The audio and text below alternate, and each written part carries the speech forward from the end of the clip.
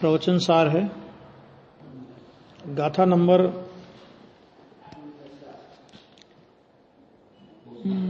250 है आज, है ना। विषय यह है कि अब प्रवृत्ति संयम के विरोधी होने का निषेध करते हैं। माना कोई भी प्रवृत्ति, जिस कल कहा था ना कि शुभोपयोग में वैयावृत्ति की वगैरह की जो बात आई थी, तो कि कोई भी प्रवृत्ति करे वो मुनिराज, कोई भी प्रवृत्ति करे, लेकिन वो प्रवृत्ति संयम की विरोध होने, संयम की विरोधी प्रवृत्ति नहीं होना चाहिए। अपने संयम का घात हो जाए और दूसरे के संयम के घात में निमित्त बने, ऐसी प्रवृत्ति नहीं होना चाहिए। अर्थात शुभोपयोगी श्रवण के संयम के साथ विरोध वाली प्रवृत्ति नहीं होना चाहिए, ऐसा कहते हैं। मैंने किस तरह की प्रवृत्ति, प्रवृत्ति की शुभोपयोग में या शुभोपयोगी श्रवण को प्रवृत्ति की बात कही, तो प्रवृत्ति के नाम पर कुछ भी कर डालना उसका नाम प्रवृत्ति नहीं है। ना प्रवृत्ति भी उस मर्यादा को तोड़ करके नहीं होनी चाहिए, ये बात यहां पे कह रहे हैं। यदि कुणदिकाय खेदम वेज्जावत्थ समुज्जदो समणो नहवदि हवद अगंगारी धम्मो सोयाणम से वैयाव्रते उद्यत समण सट कायनि पीड़ा करे, तो श्रमण नहीं पण छे ग्रहीते श्राव कोनो धर्म छे। इतना स्पष्ट आचार्य भगवान लिखा है कि ये श्रावक का धर्म है, ना जिसमें जीव घात होता हो ना, कि ये श्रावक का धर्म है, मुनि का धर्म नहीं है। प्रवृत्ति के नाम पर जीव घात करके प्रवृत्ति करे, जीवों की विराधना करके प्रवृत्ति करे, कि ऐसी प्रवृत्ति मुनिराज को नहीं होती। वो यहां पे कहते हैं यदि श्रवण वैयावृत्ति के लिए उद्यमी वर्तता हुआ, है ना, वैयावृत्ति के लिए उद्यमी वर्तता हुआ, क्या करे वो कि 6 काय को पीड़ित करता है, मैंने 6 काय के जीवों की अगर वो हिंसा करता है, उनको पीड़ित करता है, तो वह श्रवण नहीं है। आ गया? कौन है फिर वो? तो उन्होंने कहा आगारी भवती, गृहस्थ है, भले श्रवण वेश में है, लेकिन अगर जीवघात की जीवों को पीड़ित करके अगर वैयाव्रत आदि की प्रवृत्ति करता है, तो कहते हैं कि वो श्रवण नहीं है, वो तो ग्रस्त है। क्यों ग्रस्त है? क्योंकि वह मन 6 काय की विराधना सहित वैयावृत्ति, समझ आ गया ना, श्रावकाणाम धर्म स्यात्, ये श्रावकों का धर्म है। मैंने श्रावक धर्म में तो ये छूट है कि श्रावक धर्म में तो हाँ 6 काय के जीवों की ये इसलिए निषेध है ना। अभी कोई माला ठीक है साहब, हमारा बहुत तकलीफ में, चलो मैं थोड़ी व्यवस्था कर दूं, ये नहीं चले। मतलब उनकी प्रवृत्ति ऐसी होनी चाहिए कि उसमें 6 काय के जीवों की हिंसा ना हो, क्योंकि 6 काय की जीवों की हिंसा होकर के भी वैयावृत्ति करे, सेवा शुश्रूषा करे, कि ये ग्रस्तों का धर्म है। ग्रस्त वो भी कोई अंधाधुंध 6 काय के जीवों की हिंसा की छूट नहीं दी है उसे, ये ध्यान देना। लेकिन श्रावक की भूमिका में वो संभव है और वो होता है। क्यों? क्योंकि श्रावक को सर्वथा प्रकार से हिंसा का त्याग नहीं हो सकता। ग्रस्त भूमिका में है, मुनिराज के लिए ना सही, अपने लिए तो आहार बनाएगा ना, अपने लिए आहार बना करके उसमें से मुनिराज को आहार देगा, तो आहार बनाने में हिंसा तो होगी। अरे जिनेंद्र भगवान की पूजा भी करेगा समझ लो, तो उसमें भी सावध्य लेसो बहु पुण्य रासो, ऐसा आता कि नहीं आता? तो उसमें भी माने हिंसा तो होगी। जिन मंदिर बनाएगा उसमें हिंसा तो होगी। तो ग्रस्त को तो ऐसी प्रवृत्ति के लिए जिनागम अनुमति देता है। क्यों? क्योंकि वो ग्रस्त की भूमिका में अभी सर्वथा प्रकार से हिंसा का परित्याग नहीं हो सकता। लेकिन मुनिराज को ऐसी किसी प्रवृत्ति की अनुमति नहीं है। क्यों? क्योंकि आपने 6 काय के जीवों की माने संयम धर्म की, अंतरंग और बाह्य संयम की आपने प्रतिज्ञा ली है। 9 कोटि से जीव हिंसा का त्याग किया है। तो फिर और इसीलिए मुनिराज क्यों नहीं लेते? उनके निमित्त से बनाया, आहार मुनिराज क्यों नहीं लेते? क्या तकलीफ हो गई उनको? तो भाई वो ग्रस्त, अगर आपने उनके अपने निमित्त से बनाया हुआ आहार लिया, मतलब आपको उद्देश्य करके आहार बनाया, तो उसमें होने वाली सटकाई के जीवों की हिंसा की भागी आप है ना? अथवा उसकी अनुमोदना की कि नहीं तुमने बहुत बढ़िया बनाया, ऐसी व्यवस्था रखा करो, तो भी सटकाई के जीवों की हिंसा के पापी हो गए। इसलिए वो ना तो आहार में ये व्यवस्था स्वीकार करते हैं, इसी तरह जो आवास वगैरह की व्यवस्था है, मुनिराज के निमित्त से अगर कोई आवास बनाया गया उसमें मुनिराज नहीं ठहरेंगे। जो दोष, एक बात बहुत अच्छे से समझ लेना कि जो दोष ऐशना समिति में आहार के संबंध में हैं, आवास के संबंध में भी वही दोष लागू होते हैं, है ना? इसलिए मुनिराज कहां ठहरते हैं? इसलिए वो ठहरते जंगलों में, गिरी गुफाओं में, अथवा नगर में इनमें आए तो जिन मंदिर में, जो माने सामूहिक है ना, किसी का वो नहीं है ना उसमें, है ना? अथवा सुने ग्रह माने खंडर आदि हो, जिसमें किसी की ठहरने की रोक नहीं हो।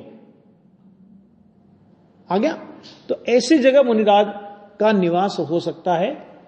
उनके निमित्त से, उनके उद्देश्य से, उनके नाम पर बनाई हुई धर्मशालाओं में, संतशालाओं में मुनिराज निवास नहीं कर सकते, नहीं तो वो दोष के भागी होंगे। जितना पाप उसको बनाने में लगा ना, उस पाप की अनुमोदना का पाप उनको लगेगा, और उनको वो पाप लगेगा तो फिर वो श्रवणपना नहीं रहा उनका, वो श्रावक हो गए।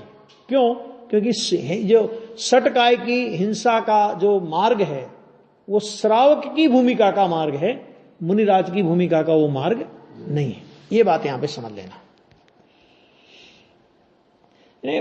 बहुत अज्ञान है लोगों में, भी बहुत अज्ञान है, स्वाध्याय कोई करता नहीं है, और जो इस पद पर बैठे हुए हैं वो लोग ये कह के उनको चुप करा देते हैं कि तुमको मुनि की परीक्षा करने का क्या अधिकार है? तो क्यों अधिकार नहीं है? जब हम अपने किसी बीमारी के लिए किसी डॉक्टर को दिखाने जाते हैं तो डॉक्टर ये कहे कि एमबीबीएस मैं हूं ना, तुम तो रोगी हो, तो तुम्हें मेरी परीक्षा करने का क्या अधिकार है? तो अपन क्या कहेंगे कि इसका मतलब लगता है झोला छाप डॉक्टर है, कराते हैं उससे इलाज, है ना? 10 दफे डॉक्टर की अलग अलग तरीके से, अलग अलग जो भी अपने पास संसाधन होते हैं उनसे अपन लोग परीक्षा करते हैं, और जब निश्चिंत हो जाएं कि ये निश्चित रूप से डॉक्टर बहुत अच्छा है, तो अपन उससे अपन अपना इलाज कराते हैं। तो ये तो हमारे अनंत जन्म मरण का प्रश्न है ना। ये तो हम तुमको गुरु मान रहे हैं ना, और गुरु मान करके हम तुम्हें अपनी श्रद्धा समर्पित कर रहे हैं, तुम्हारे चरणों में वंदन कर रहे हैं, तो हमारा माथा सड़ा नारियल थोड़ी है कि कहीं भी गिर पड़ेगा, है ना? जिसके चरणों में हम वंदन कर रहे हैं, हमारी 100% जिम्मेदारी बनती है कि वो वंदना के योग्य है भी कि नहीं, इसकी भली भांति आगम के आधार पर हम लोग परीक्षा करें, ये हमारी भी जिम्मेदारी बनती है। और जो ये कहता है कि तुम्हें परीक्षा करने का अधिकार नहीं, उसकी परीक्षा तो ये कहने से हो गई। क्यों नहीं अधिकार? अगर तुम भाई जैसे सोना है, और सोना 16 टन सोना है, अब अपन उसको मान लो कसौटी पे चढ़ाने लगे, और वो दुकानदार कहे कि नहीं नहीं जी आप कसौटी पे नहीं चढ़ा सकते, कि तू अपना सोना अपने पास रख। अगर तेरा सोना तू कह रहा है कि 16 टंची है, समझ, 16 वान वाला है, शुद्ध है, जो भी जितना भी टंची बता रहा है, तो अगर ये है तो परीक्षा में भी उतना ही आएगा ना, फिर तुझे किसकी चिंता है? अगर तुम सच्चे हो तो परीक्षा करने से घबराते क्यों हो? और परीक्षा करने से घबराते हो तो इसका मतलब है कि तुम सच्चे नहीं हो, कहीं ना कहीं दाल में काला है, नहीं तो पूरी दाल काली है। आ गया? ये यहां पे कह रहे हैं देखो कि जो श्रमण टीका दूसरे के शुद्धात्म परिणति की रक्षा हो, बस वो भी वैयाव्रत का उद्देश्य क्या है उनका? मुनिराज की वैयावृत्ति वगैरह करते हैं, एक मुनिराज दूसरे मुनिराज की वैयावृत्ति करते हैं। संघ में बालक मुनि हो सकते हैं, 8 वर्ष की उम्र में अपने यहां दीक्षा का विधान है, तो बालक मुनि हो, तो आप बालक मुनि से तो अपेक्षा नहीं कर सकते ना, मुनिराज आचार्य भी नहीं कर सकते ना कि अन्य मुनियों की तरह तो हो सकता है वो थोड़ा पैदल चला, थक गया, रोगी मुनि हो, है ना, कोई भी उपसर्ग, एकदम भयंकर उपसर्ग आया हो और उपसर्ग का निवारण हुआ हो तो बहुत हालत खराब हो गई हो, तो ऐसी स्थिति में श्रावक भी वैयाव्रत करते हैं और मुनिराज भी वैयाव्रत करते हैं। यहां मुनिराज की बात चल रही है अभी। तो वो मुनिराज वैयाव्रत क्यों करते हैं उसकी, तो उसके लिए एक सीधा बहुत बढ़िया हेतु दिया कि जो श्रमण दूसरे के शुद्धात्म परिणति की रक्षा हो। शरीर की रक्षा मुख्य नहीं है, वो शरीर में तो समाधि भी कराते हैं ना मुनिराज। एक मुनिराज की समाधि होती है तभी 48 मुनिराजों की ड्यूटी लगती है। निर्यापक आचार्य, अलग अलग आचार्य होते हैं, कोई उपदेश देने वाला होता है, कोई हाथ पैर दबाने वाला होता है, कोई मतलब हर तरह से। वो क्यों, वो वैयाव्रत का ही तो एक प्रकार है। तो मैंने शुद्धात्म परिणति की रक्षा, मैंने वहां अब जैसे समाधि मरण धारण कर लिया तो ये तो पता है ना कि शरीर का तो नाश हो गई होगा, तो शरीर का नाश होने के साथ इनके परिणाम शुद्धात्मा की आराधना से गिर नहीं जावे, इसलिए उनको वो बारंबार संबोधन करते रहते हैं। और भी बहुत सारी प्रक्रियाएं भगवती आराधना में पढ़ने लेना चाहिए। समझ में आ गई नहीं? मतलब उद्देश्य क्या है उनका, तो उद्देश्य यह कि शुद्धात्म परिणति की रक्षा, बस ये उद्देश्य है। शरीर की रक्षा वो कोई मूल उद्देश्य नहीं है। शुद्धात्म परिणति की रक्षा के साथ साथ शरीर की रक्षा हो तो कोई तकलीफ नहीं है, और शुद्धात्म परिणति मिटती हो और शरीर रहता हो तो ऐसे शरीर के रहने से कोई फायदा नहीं है। इसलिए शुद्धात्म परिणति की रक्षा हो, ऐसे अभिप्राय से वैयावृत्ति की प्रवृत्ति करता हुआ। मैंने क्यों प्रवृत्ति करता है वैयावृत्ति की, ये इसका ये नहीं कि फैशन बन गया कि चलो अब शाम का टाइम हो गया चलो आराम से मैंने वो खूब तेल लगाओ, महाराज के सिर पे घी लगाओ, ये नहीं है। ये वैयावृत्ति का स्वरूप ही नहीं है। कल भी बताया था मैंने कि ये तो 4 प्रकार के मुनिराज तो ऐसी वैयाव्रत कर ही नहीं सकते। समझ में आ गया? क्योंकि मुनिराज उस चीज को, जिस चीज का मैंने रात्रि भोजन का मुनिराज के स्वयं त्याग है, चतुर्विध प्रकार के आहार का, मैंने एक बार आहार लेने के बाद फिर किसी प्रकार का कोई आहार मुनिराज नहीं लेते ना। जब तेल मालिश करा सकते तो क्या तकलीफ है? फिर गर्मी में पानी लगे, प्यास लगे तो पानी भी पी लें, फिर क्या तकलीफ है उसमें? बात एक ही हो गई ना। तो वो नहीं होता है कि वो तो वैयाव्रत का स्वरूप ही नहीं है, वो तो बहुत विकृत हो गया है। लेकिन वैयाव्रत जो हो ना, तो इस उद्देश्य से वैयाव्रत की प्रवृत्ति करता हुआ। क्यों? अगर इस तरह की प्रवृत्ति जो अभी बताई, अगर ऐसी करेंगे तो उनके संयम का भी घात हुआ, क्योंकि रात्रि भोजी बना दिया आपने उनको। और जो वैयाव्रत कर रहा है, माने समझ लो श्रावक कर रहा है, तो श्रावक तो चतुर्विध आहार का त्यागी नहीं हो सकता, ये हो सकता है, लेकिन मुनिराज तो चतुर्विध आहार के त्यागी है। तो मुनिराज उस वैयाव्रत को स्वीकार कैसे करेंगे? आ गया? और मुनिराज खुद तो वैसे वैयाव्रत कर ही नहीं सकते, क्योंकि इस तरह के साधन कहां से लाएंगे मुनिराज? याचना करनी पड़ेगी उनको, तो वो नहीं। तो वो ये कहते हैं कि उस प्रकार की वैयाव्रत की प्रवृत्ति करता हुआ अपने संयम की विराधना करता है। कौन? कि जो श्रमण दूसरे के शुद्धात्म परिणति की रक्षा हो, माने उनके शुद्धात्म परिणति की रक्षा हो, इस ऐसे अभिप्राय से। माने अभिप्राय तो यह है, लेकिन उस अभिप्राय में करता क्या है वो, कि वैयाव्रत की प्रवृत्ति करता हुआ अपने संयम की विराधना करता है। आगे तो कहते हैं कि वह ग्रस्त धर्म में प्रवेश कर रहा है। इससे ज्यादा क्या बोलेंगे और बताओ? इससे ज्यादा कुछ है? तो इस तरह की प्रवृत्ति अगर तुम करते हो तो तुम ग्रस्त धर्म में प्रवेश कर लिया तुमने। वेश साधु का है, उससे कोई फर्क नहीं पड़ता। क्यों मुनिराज ने, विष्णु कुमार ने मुनि व्रत पहले छोड़ा? उससे बड़ा वैयाव्रत का उदाहरण कोई हो तो बता दो। 700 मुनिराजों के जीवन मरण का प्रश्न था, क्यों छोड़ा? मुनिराज विष्णु कुमार ने मुनिपना क्यों छोड़ा? क्योंकि उनको जिस तरह वैयाव्रत करनी थी उन मुनिराजों की, उसमें हिंसा अवश्यम भावी थी। बलि के माथे पे पैर देना, ये कोई अहिंसा का वो है क्या? अहिंसा महाव्रत का प्रकार है? मुनि दशा में वो संभव नहीं है। आपको पता होगा कैलाश पर्वत पर रावण गया, और रावण जाने के बाद जब उसने देखा कि बाली मुनिराज कैलाश पर्वत पर ध्यान कर रहे हैं, तो उसको गुस्सा आया। तो उसने कहा कि इन मुनिराज को तो अब मैं मजा चखाता हूं। तो उसने कैलाश पर्वत को जड़ से उठा लिया। मुनिराज को इतना विकल्प आया उस समय, कितना देखो, उस समय की परिस्थिति देखना, वो परिस्थिति थी, क्योंकि अब मुनिराज के पास इतना समय नहीं था कि पहले मुनि धर्म का त्याग करके वस्त्र पहने वो। तो उन्होंने क्या किया कि अगर इस दुष्ट ने इस कैलाश पर्वत को जड़ मूल से उखाड़ा तो इसमें रहने वाले कितने जीवों की तो विराधना होगी, वो तो होगी ही।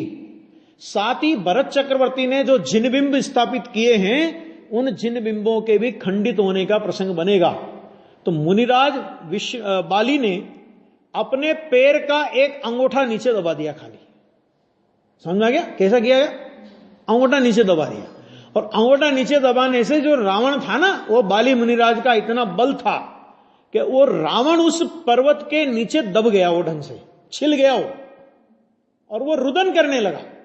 वो रावण तभी से नाम पड़ा उसका, वहां से उसका नाम रावण पड़ा है कि वो रुदन करने लगा।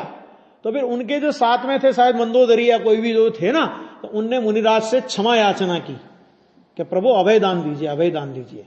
और मुनिराज ने वापस अपना अंगूठा ऊंचा किया। लेकिन ये होने के बाद मुनिराज ने तुरंत प्रायश्चित विधि से अपने को शुद्ध किया। क्यों शुद्ध किया भाई साहब? क्योंकि वो जो प्रकार था वो मुनिराज की भूमिका के योग्य नहीं था। लेकिन परिस्थिति ऐसी थी कि उन्हें वो काम मुनि दशा में ही करना पड़ा। विष्णु कुमार मुनिराज की तरह पद छोड़ के नहीं किया उन्होंने उनका, तो उन्होंने उसका प्रायश्चित लिया। आ गया नहीं आ गया? ये ऐसे सैकड़ों उदाहरण है। इन बातों के प्रमाण के लिए सैकड़ों उदाहरण है ऐसे। प्रथमान योग में आप पढ़िए, सैकड़ों उदाहरण आपको मिल जाएंगे। आ गया? तो यहां पर जो कह रहे हैं कि अपने संयम की अगर वो विराधना करता है, अरे मैं तो बढ़िया काम कर रहा हूं ना, मैं तो इनके भैया वृत्ति कर रहा हूं, अब थोड़ी सी हिंसा हो गई तो क्या हो गया कि तुम ग्रस्त हो गए, ये हो गया। अपने संयम की विराधना करता है, वह ग्रस्त धर्म में प्रवेश कर रहा होने से श्रामण्य से च्युत होता है। आ गया? अब इससे ज्यादा कोई शब्द नहीं हो सकते ना, कि श्रामण्य से च्युत हो गया, माने ग्रस्त धर्म में प्रवेश कर लिया। अभी गृहस्थी तो कुछ नहीं उसके पास। तो गृहस्थी केवल बाहर के संयोगों से नहीं होती, अंतरंग के अभिप्राय में भी गृहस्थी हो सकता है। आ गया? पर अंतरंग के अभिप्राय में वो ग्रस्त हो गया। इससे ऐसा कहा है कि जो भी प्रवृत्ति हो, कोई भी प्रवृत्ति हो, वैयाव्रत की हो, XYZ कोई भी प्रवृत्ति हो, वह सर्वथा संयम के साथ विरोध न आवे। कोई ढील नहीं दी है, सर्वथा शब्द लगा दिया है। सर्वथा माने कोई दूसरी अपेक्षा मत लगाना इसमें कि नहीं ऐसा हो तो क्या तकलीफ है, ऐसा कुछ नहीं। हम कुछ नहीं सुनते, आचार्य कहते संयम के साथ विरोध न आवे, इस प्रकार ही करनी चाहिए। सर्वथा लगाया और इधर ही शब्द का प्रयोग किया कि इस प्रकार ही करनी चाहिए, कि संयम में विरोध नहीं आवे। आ गया नहीं आ गया? हाँ, ये प्रवृत्ति, क्योंकि प्रवृत्ति में भी संयम ही साध्य है। संयम का नाश करके प्रवृत्ति करना यह साध्य नहीं है। आप काय के लिए निकले थे? कि संयम की साधना आराधना के लिए निकले थे। दुनिया में तो ऐसे प्रसंग बहुत बनेंगे। विष्णु कुमार मुनिराज सोचे, या हम सोचेंगे विष्णु कुमार ने 700 मुनिराजों को बचाया। भाई साहब, ये तो विष्णु कुमार के सामने 700 मुनिराजों की घटना हो गई और उनको किसी ने बता दिया। लेकिन ऐसी तो सैकड़ों घटनाएं हुई है जहां हजारों मुनिराजों को के साथ इससे भी क्रूर व्यवहार हुआ और उनको कोई बचाने वाला नहीं आया। उससे क्या हुआ? बोलो, कितने मुनियों को क्या क्या क्या उपसर्ग किए हैं, कितने मुनि घानी में पेल दिए गए, कितनों को समुद्र में पछाड़ दिया गया, कितने के साथ क्या क्या हुए। आप पढ़ो तो समाधि मरण के जो भगवती आराधना वगैरह जो ग्रंथ है ना, इनमें पढ़ो, मरण कंडिका वगैरह ग्रंथ इनमें पढ़ो, तो ये समाधि मरण की कहानी आती है कि उधर वो धोबी पे उसको पिछाड़ रहा है, शिला पर मुनिराज को पिछाड़ रहा है बेर भाव से, है ना, और इधर मुनिराज तो आत्मा के ध्यान में लीने केवल ज्ञानवार फट से मोक्ष चले गए। अब बोलो,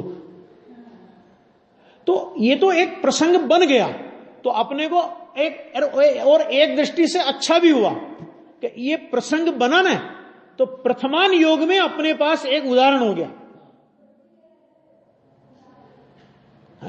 क्या करें? तो ये यहां पे कहा कि भाई उसमें वो कोई बात नहीं, इस प्रकार ही प्रवृत्ति करनी चाहिए, क्योंकि प्रवृत्ति में भी संयम ही साध्य है। संयम को बट्टा लगा करके किसी प्रकार की वैयाव्रत आदि प्रवृत्ति का भी जब निषेध है, तो साक्षात जहां पर हिंसा चलती हो और उसमें किसी मुनिराज कहलाने वाले की सहभागिता दिखती हो, तो अपन कैसे मान लें कि यह मुनि बाहर से भी है? क्योंकि केवल कपड़े छोड़ने का नाम अगर मुनि होता तो तिर्यंच गति के और नार की तो सारे मुनि कहलाते थे। मैं नहीं कहता हूं, अष्टबाहुड़ कह रहा है। नार की तिर्यंच आदि देह से सब नग्न हैं, सच्चे श्रमण तो हैं वही जो भाव से भी नग्न है। यह अष्टपाउड़ की गाथा है, भाव पाउड़ पढ़िए, उसमें गाथा लिखी है ना। तो केवल जो एक आकर्षण रहता है ना, अरे वस्त्र तो छोड़े हुए हैं ना, तो वस्त्र छोड़ने से ही पूछते हो, तो फिर किसी को भी पूछ लो ना बिना वस्त्र वाले को। ये नहीं है, वस्त्र छोड़ना भी उस भूमिका में पाए जाने वाले अनेक गुणों में से एक गुण है। बोलो 28 मूल गुणों में से वस्त्र त्याग कितना गुण है? एक मूल गुण है। अब वस्त्र छोड़ दिए और 27 को मटियामेट कर रहे हैं, खाली वस्त्र छोड़ रखे हैं और 27 का मटियामेट कर रहे हैं, मानेंगे? तो फिर तो हम ये कहते हैं कि वस्त्र पहन ले और 27 पालन कर ले, चलो क्या तकलीफ है मानने में? फिर आपको दिगंबर मुनि मानने में क्या तकलीफ है? उसको 27 का पालन करवा। युगल जी साहब से प्रश्न हुआ था, जयपुर में एक बहुत बढ़िया प्रश्न हुआ था, शिविर था, उसमें हम लोग भी गए थे, लालचंद भाई थे और युगल जी साहब थे, डॉक्टर साहब थे, सभी थे। तो दोपहर में तत्व चर्चा में प्रश्न किया किसी ने, वो साहब ठीक है 28 मूल गुण की बात है, लेकिन एक आधा कम हो तो क्या तकलीफ है उसमें? एक आधा कम हो तो इतना बवंडर मचाने की क्या जरूरत है? बाबूजी ने बहुत अच्छा उत्तर दिया कि ठीक है एक आधा कम हो, चलो चला लेते हैं अपन, लेकिन निर्विवाद रूप से एक कौन सा कम हो ये तो नक्की कर लो पहले। क्योंकि आचार्य भगवंतों को तो 28 के 28 आवश्यक लगे, इसलिए उन्होंने ये 28 लिखे, ना 27 लिखे और ना 29 लिखे, है ना। और तुम्हें लगता है कि नहीं अभी थोड़ा ऐसा है, तो अभी नक्की कर लेते अपन कौन सा कम करें। तो बोलो अहिंसा महाव्रत कम करते हैं, महाराज को कहते हैं कि उठाओ तलवार और चल दो तुम भी, है ना। जीवों की हिंसा करें, कुछ भी करो ना, फिर क्या तकलीफ है? ये कर दे, अरे साहब ये कैसे हो सकता है, ये कैसे हो सकता है? तो बाबूजी ने कहा कि ऐसा करते हैं अपन 27 रख लेते हैं और एक हटा देते हैं, खाली कपड़े पहना देते हैं उनको, बाकी 27 का पालन करेंगे। मान लोगे? मान लोगे? क्यों भाई साहब, वो तो 28 मूल गुणों में से एक ही मूल गुण है ना, वो भी तो बाकी 27 का पालन कर रहे हैं। तो फिर कौन सा कम होगा? 4 हाथ जमीन देख के नहीं चले, महाराज से बोले दौड़ते दौड़ते चलो जी, अच्छा लगेगा दौड़ते हुए चलेंगे, तो उनकी चाल देख करके लोगों को लगेगा कि उदंड चल रहा है। 4 हाथ जमीन देख करके नीची गर्दन करते हुए जीवों की शोधन करते हुए चलते हैं, ऐसा लगता है मानो मोक्ष मार्ग चलता हुआ आ रहा हो। हर मूल गुण के पीछे बहुत सोच विचार है, ऐसे ही नहीं खड़े कर दिया। 28 मूल गुण की जो व्यवस्था है ना अपने यहां पे, वो ऐसे ही नहीं है। चरणान योग में भी बहुत सोच विचार करके वो व्यवस्था रखी है। इसलिए उसमें से एक भी कम नहीं हो सकता। तो एक भी कम होगा तो संयम जाएगा, क्योंकि एक दूसरे के साथ में एक दूसरा कनेक्टेड है। समस्या ये है, तुम एक को हटाओगे तो एक नहीं हटेगा, सारे हटेंगे, है ना। इसलिए यहां पर कहा कि क्योंकि प्रवृत्ति में भी संयम ही साध्य है। बराबर। अभी देखो भावार्थ में बहुत अच्छा लिया है। जो श्रवण 6 काय की विराधना सहित वैयावृत्तादि प्रवृत्ति करता है, क्या मतलब 6 काय की विराधना का मतलब क्या? साहब रे बहुत गर्मी लग रही है, महाराज को बहुत गर्मी लग रही है, वो महाराज गए लो एक पंखा लगा दो लाके, मैं नहीं खाऊंगा, अब महाराज को लगा दो तुम, है ना।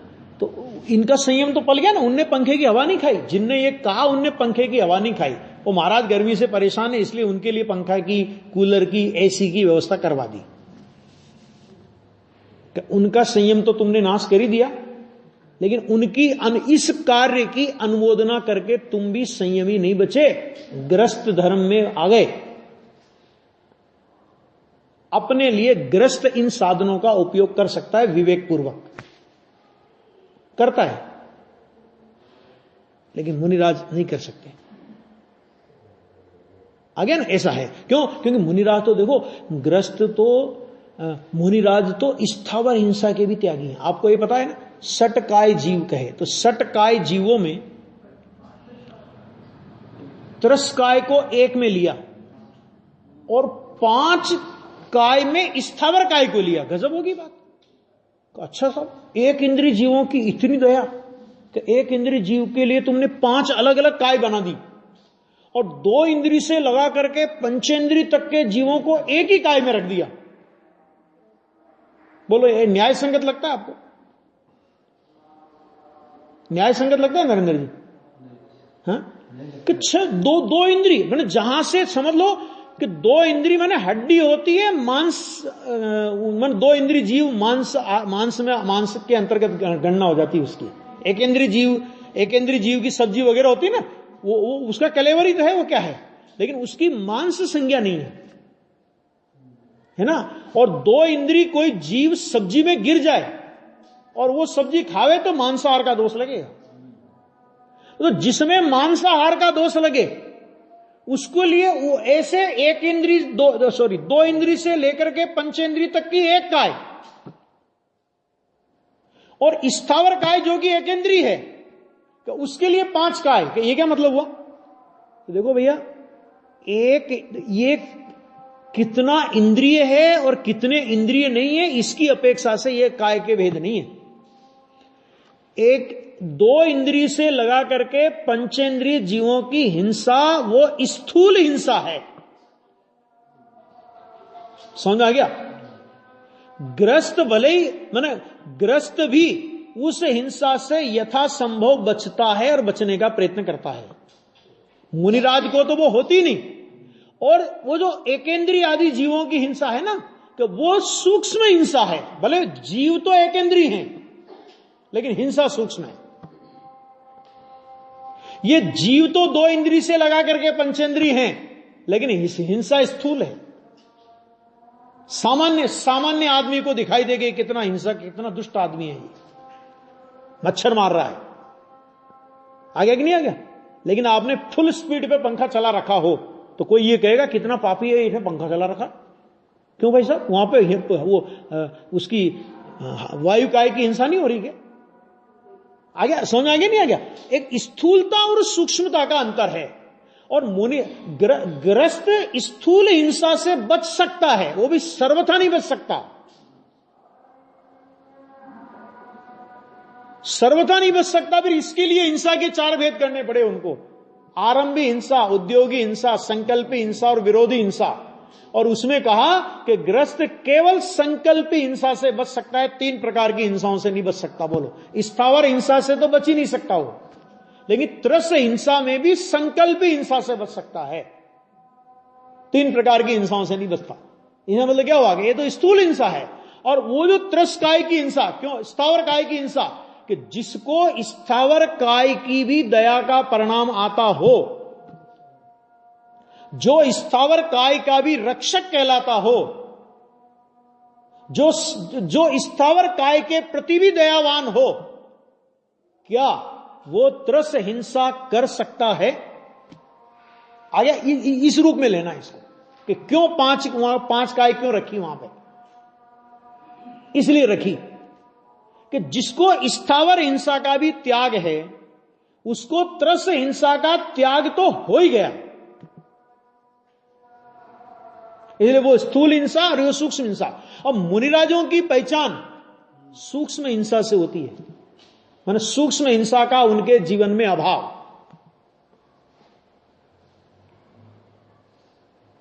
स्थूल हिंसा तो होगी ही नहीं, क्योंकि जब सूक्ष्म हिंसा ही नहीं है तो स्थूल हिंसा का तो कोई प्रश्न ही नहीं खड़ा होता, है ना। अब हमारी गलती क्या होने लगी कि हम ग्रस्तों की पहचान तो करने लगे स्थूल हिंसा से, सूक्ष्म हिंसा से, है ना। किसी ने एक हरी घास पे पैर दे दिया तो हम उस ग्रस्त को तो 10 गाली सुनाएंगे कि कैसा आदमी है, इसको इतना विवेक नहीं है ना। और मुनिराजों के ऊपर फूल बरस रहे हो और मुनिराज उन पे चल रहे हो तो भी जय जयकार हो रही है। तो ये कौन सा त्याग, ये कौन सा अभियान? वनस्पति एक इंद्रिय तो है, लेकिन मुनिराज एक इंद्रिय की तो त्यागी हैं। कदाचित किसी ग्रस्त ने ऐसा काम कर लिया हो, मैं तो बोलता हूं सम्य दृष्टि ने भी, वो क्षम्य है, क्योंकि ग्रस्त भूमिका में वो संभव है, मुनिराज की भूमिका में संभव नहीं है। अब हम क्या है, जो मुनिराज की भूमिका में संभव नहीं है वो तो हम ग्रस्तों के जीवन में देखना चाहते हैं, और जो ग्रस्तों की भूमिका में होना चाहिए हम वो काम मुनिराज नहीं करते, हम उससे उनकी महानता मानते हैं। तरस हिंसा के त्याग से मुनिराज की महानता मानना ये मुनिराज का अपमान है।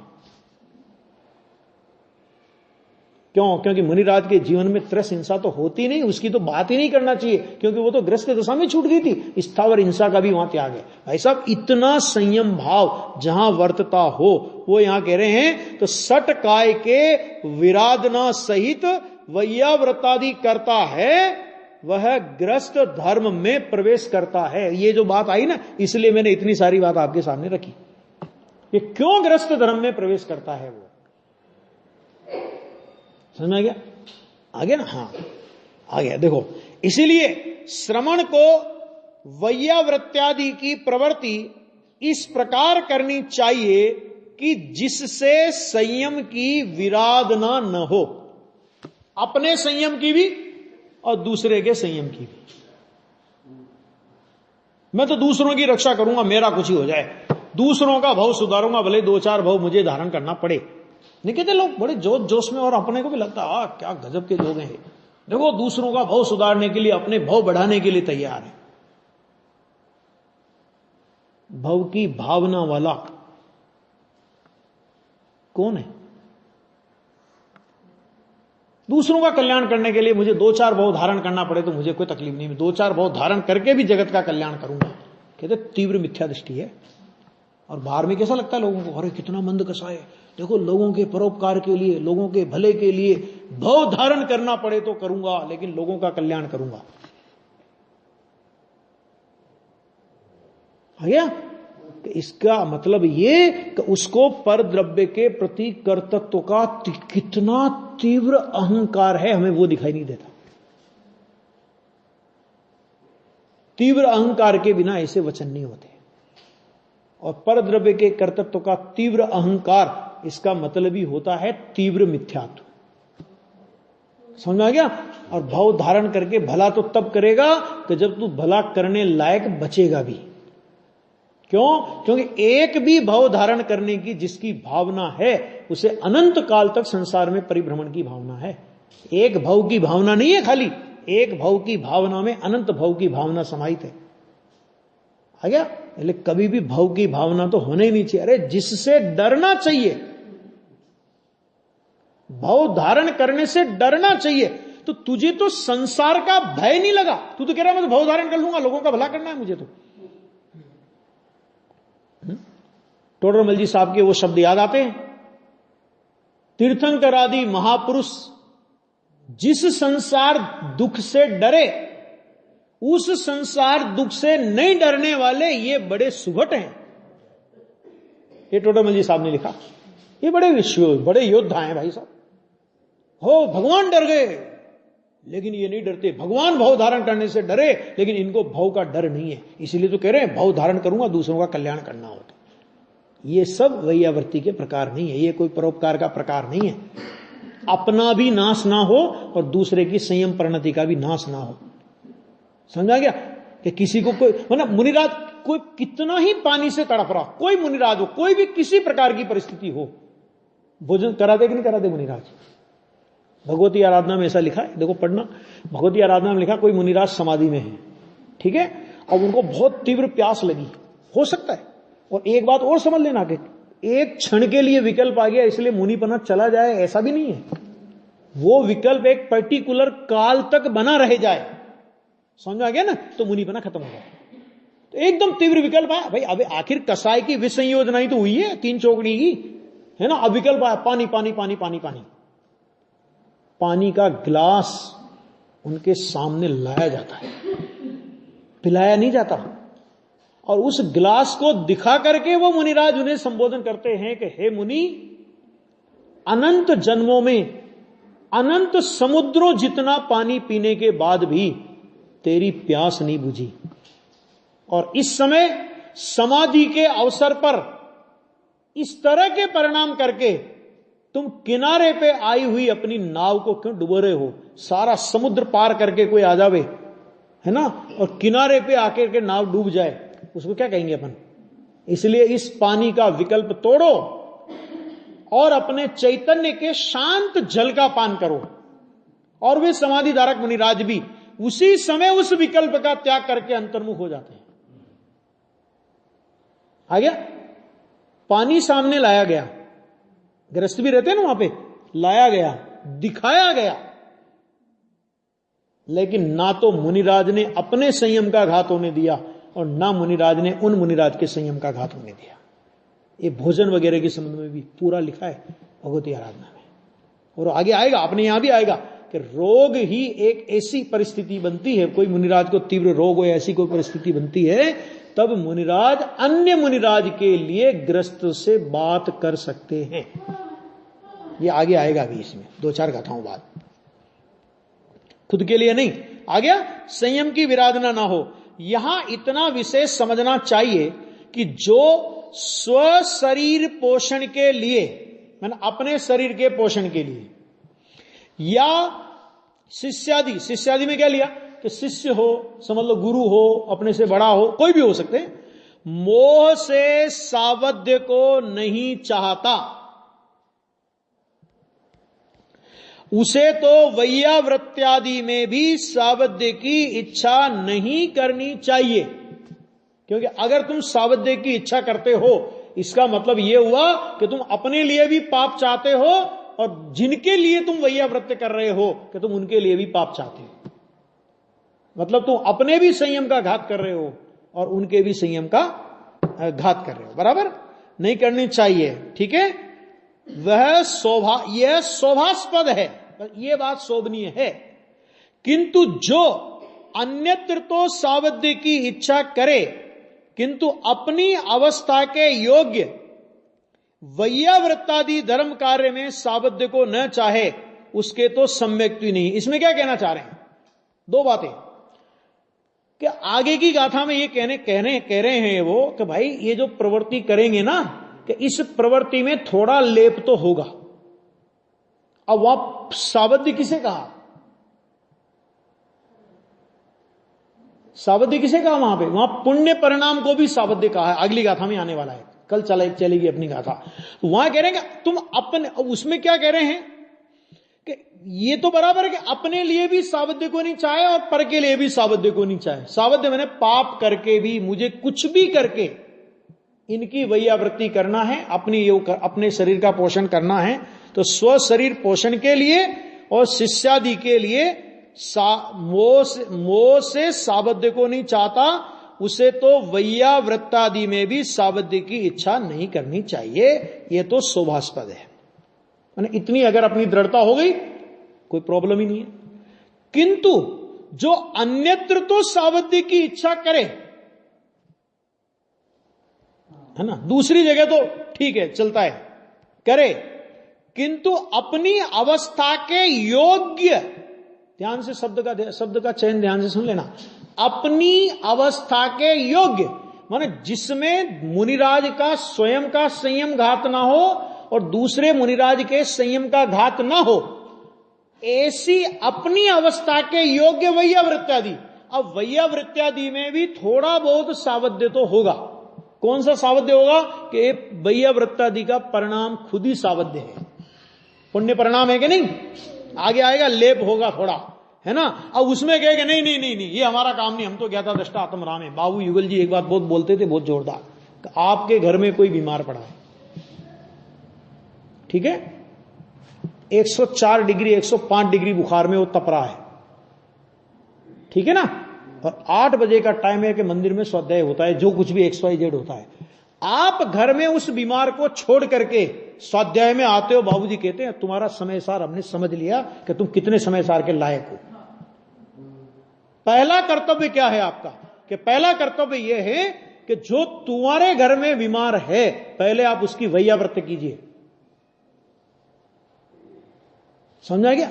ये युगल जी साहब बहुत बोलते थे इस बात को, उन्होंने लिया भी था और है भी। गुरुदेव श्री के पास भी ऐसे 1-2 प्रसंग बने कि किन्हीं के परिवार में इस प्रकार की परिस्थिति थी और गुरुदेव के मतलब वो सोनगढ़ रहते थे, तो वो गुरुदेव से कहा नहीं नहीं हमारा कोई किसी से संबंध नहीं, हम किसी से संबंध नहीं है। गुरुदेव ने कहा इसको गेट आउट करो यहीं से अभी। क्यों? कि नहीं तुम्हारी जिम्मेदारी है। तत्व सुनने के बाद अगर तेरे परिणाम में इतनी कोमलता नहीं आई तो तू तत्व सुनने के लायक नहीं है ना। लेकिन इतनी कोमलता आएगी तो तत्व सुनना, नहीं तो नहीं सुनना, कि यह प्रतिबंध नहीं है। क्योंकि तत्व सुनेगा तो कोमलता आएगी, कोमलता आएगी तो तत्व सुनेगा। ये जो उल्टी धारा अपने मुमुक्षों में चल रही है अभी, ये नहीं है। तत्व सुनेगा तो कोमलता आएगी, तो तत्व सुनने के लिए किसी को प्रतिबंध नहीं है। क्यों? क्योंकि तत्व सुनने के बाद वो नहीं परिणमन करे तो अभी भी कौन सा परिणमन कर रहा है, नहीं परिणमन करे तो उसका कौन सा नुकसान होगा भाई साहब। लेकिन तत्व सुनने के बाद उसको परिणमन करने का अवसर है कि नहीं, तो आप उसको अवसर से क्यों वंचित करते हो?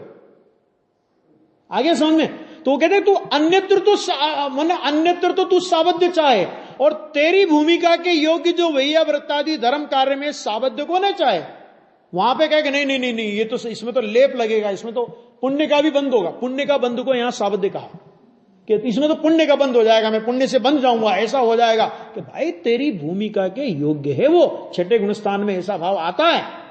न चाहे तो आचार्य भगवान कहते हैं मुनिपने की बात नहीं कह रहे, वो कह रहे उसके तो सम्यक तो ही नहीं है। क्यों? क्योंकि उसको अपनी भूमिका का ही विवेक नहीं है अभी, तो अविवेकी को सम्यक नहीं हो सकता। यानी कितना बैलेंस है, आप ये देखो। आ गया। बहुत गजब की बात आचार्य भगवान ने इसमें कह दी। कितना बैलेंस कह दिया कि एक तरफ सावध्य का निषेध किया कि अगर वो हो तो बहुत बढ़िया है, तू अपने लिए भी नहीं चाहता और दूसरों के लिए भी नहीं चाहता, बहुत बढ़िया, इससे बढ़िया तो कोई काम हो ही नहीं सकता। लेकिन अपने लिए चाहे या अन्यत्र चाहे और अपनी भूमिका के योग्य वैयावृत्तादि के परिणाम हो और उसमें थोड़ा बहुत लेप लगे, पुण्य का बंध, उसको भी लेप कहा, वो हो कि नहीं नहीं नहीं नहीं नहीं मुझे नहीं चाहिए, मुझे नहीं चाहिए, मुझे नहीं चाहिए, मुझे नहीं चाहिए। आचार्य कहते हैं कि तुझे को सम्यक्त भी नहीं है, सम्यक्त से बाहर कर दिया उसे। और सटकाय की जीवों की हिंसा करके भी वैयावृत्तादि करना चाहे, उसे श्रमण पने से बाहर कर दिया कि तू ग्रस्त है, श्रमण नहीं है। आ गया। माने भूमिका का विवेक ना हो तो सम्यक तो नहीं, सम्यक भी नहीं, और भूमिका का माने भूमिका से विरुद्ध कार्य हो तो वो दशा ही खत्म हो गई, ग्रस्त बन गया तो। आ गया। इस तरह माने किस तरह क्या होना चाहिए, वो एक बहुत बैलेंस के साथ में आचार्य भगवान ने इस गाथा में कहा। अब 251 नंबर की गाथा आएगी जिसमें ये कहेंगे कि प्रवृत्ति के विषय में 2 विभाग बतलाते हैं, अर्थात अब यह बतलाते हैं कि शुभोपयोगियों को किसके प्रति उपकार की प्रवृत्ति करना योग्य है। मैंने ऐसा नहीं कोई किसी के भी प्रति करने लग जाओ, उस प्रवृत्ति का पात्र कौन है वो कहेंगे इसमें कि किसके लिए प्रवृत्ति करना योग्य है और किसके प्रति नहीं। आ गया। वैयाव्रत करे तो किसी की भी वैयाव्रत करने लग जाए, ठीक है नहीं आदमी नहीं पल रहे तो चलो गौशाला ही खोल लो, गायों की वैयावृत्ति करेंगे हम। मुनि होके ये काम करोगे गृहस्थ भी नहीं अन्यमति होगे। क्योंकि ये थीम कहां से लाए कि गाय तो जीव है और बाकी के जीव नहीं है। अगर तुम्हें जीव हिंसा का ही जीवों की हिंसा ही मिटानी है तो फिर गौशाला ही क्यों, भैंसशाला क्यों नहीं, घोड़ाशाला क्यों नहीं, गधाशाला क्यों नहीं, बकरीशाला क्यों नहीं। कटने को बेचारे बकरे हैं तो उनकी बकराशाला क्यों नहीं, नक्की तो करो ना। ये क्या है कि ये सीधा कि कि भारत में गाय को एक बड़ा वर्ग गौ माता मानता है और उस वर्ग में भी हमारी प्रसिद्धि हो, ये केवल इस बात को प्रसिद्ध करने के लिए सब किया जा रहा है। जैन धर्म में मुनिराजों का ये काम कदापि नहीं है, क्योंकि ये तो मुनिराज की भूमिका का काम भी नहीं है। अरे सामान्य गृहस्थ की भूमिका का काम भी नहीं कि इतनी ऐसी गौशालाएं खोले वो करे, ये तेरा काम नहीं है। आगे बात समझ में, ये यहां पर बात आगे अपनी चलेगी।